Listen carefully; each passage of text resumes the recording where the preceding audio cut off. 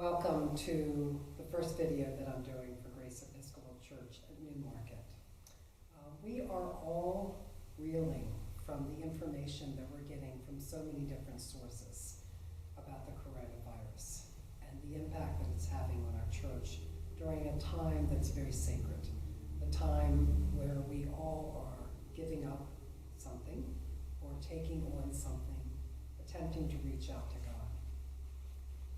But as we're trying to do our sacred practices, we're also trying to assimilate so much information. Last Thursday was one of those times when everything was changing minute by minute.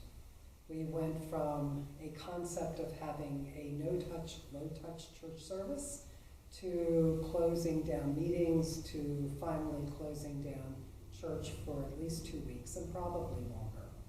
All of this is to keep safe, especially our senior members of the community.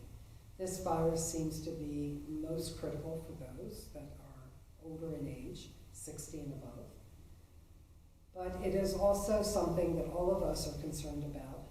What can we do to keep ourselves and our families safe? One of the things that I'm going to encourage people to do, because our economy is one of the other things that we're talking about, is to use all the local services that you normally use as your money allows. If you normally go out to dinner, call your favorite restaurant and either go and pick up a dinner or have it delivered to your house. We as people of faith need to try to support all those around us. It really is a ministry to be able to help our businesses and to be able to keep them in some type of production during this period of time and help our economy in this local area. While we are working on this, we also need to keep a measuring stick about our own personal anxieties. It is very easy to be taken up with 24 hours a day of news media coverage. But I think for us as people of faith, we need to understand that God is with us. This is not the first time the world has had a problem. The Spanish flu in the 1910s, 1920s, I believe, hit mostly people who were in their 20s to 30s. And I know in my family, and probably many of you have stories about family members who died during that period of time. This virus seems to be most critical for our senior citizens. Our children are always of concern, but our children seem to, if they get this, to get very mild cases, which is a complete blessing. So all those things that we're learning, social distancing, washing our hands. If you're secular, you can sing the happy birthday song, but if you are sacred, you can sing the Gloria. You can say the Lord's Prayer. Same 20 seconds. All of those things are things that I think help ground us as people of faith. We are working to develop new skills. Me talking to you via a camera, which I've never done, but also learning to do services on a camera. Being able to give messages during this period of time. And if we are especially tech savvy, being able to set up meetings and hopefully coffee clutches for the community to come in and talk to one another during periods of time. We want to try to develop ways of helping everybody to support each other, to be in community in a new way, and to also maintain the sacred in our lives.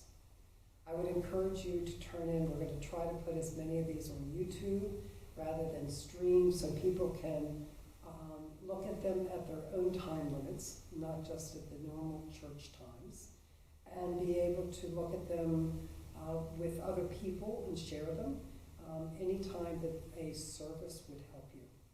So we're going to start out in Lent, and we're also going to use our Facebook page. I'm going to put a message on the Facebook today, and we're going to have questions occasionally, like what are your Lenten practices, how are they going?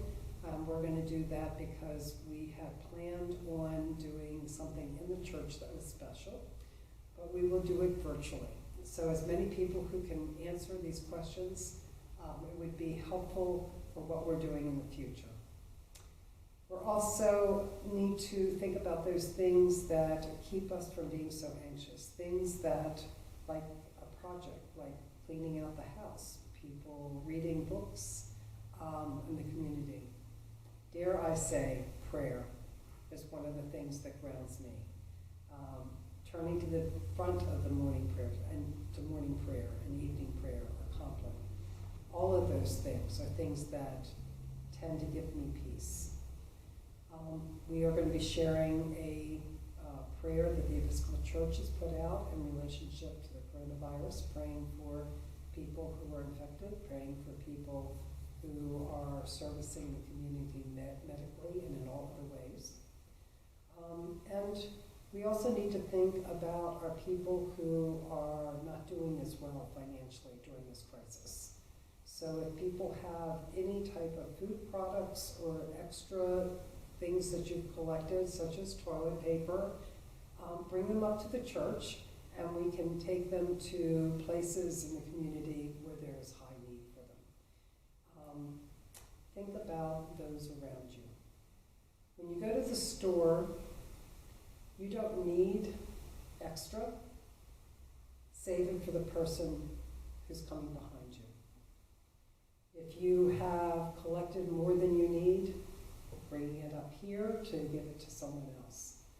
They are restocking, at least at this point, the shelves of the grocery stores as we clean them out. And hopefully pretty soon we will understand we don't need to clean them all out. We can really just take what we need and help those around us have what they need also. So in closing, I'd like to say you are all in my prayers. I pray for each of you every single day.